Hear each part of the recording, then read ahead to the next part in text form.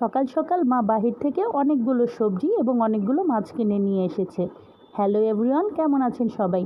আমি সোনিয়া আরেকটি নতুন ব্লগ ভিডিওতে আপনাদের সবাইকে ওয়েলকাম করছি।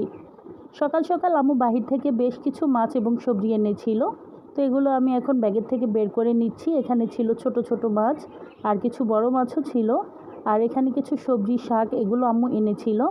তো আমাদের হেল্পিং হ্যান্ড খালাকে দিয়ে মাছগুলো আম্মু কাটিয়ে নিচ্ছে।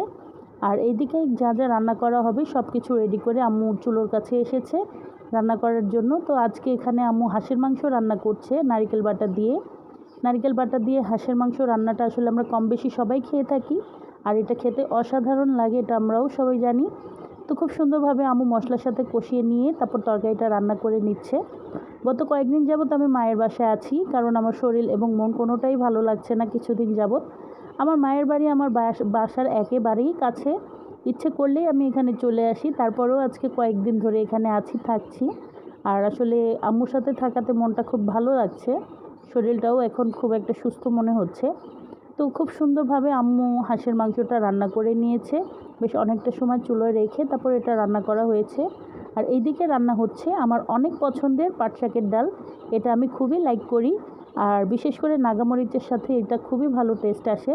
আর এইদিকে আম্মু বেগুন আলু দিয়ে ছোটো মাছ রান্না করছে। এগুলোই ছিল আজকের রান্না বান্না, এগুলো দিয়েই দুপুরে আমরা খাওয়া দাওয়া করেছি। তো আমার আজকের ভিডিওটা ছিল এ পর্যন্তই। আমার ভিডিওটি যদি আপনাদের কাছে ভালো লেগে থাকে প্লিজ লাইক কমেন্ট শেয়ার করতে ভুলবেন না। আর ফেসবুক পেজটিকে ফলো করে রাখতে পারেন আমার নিত্য নতুন ভিডিওগুলো দেখার জন্য।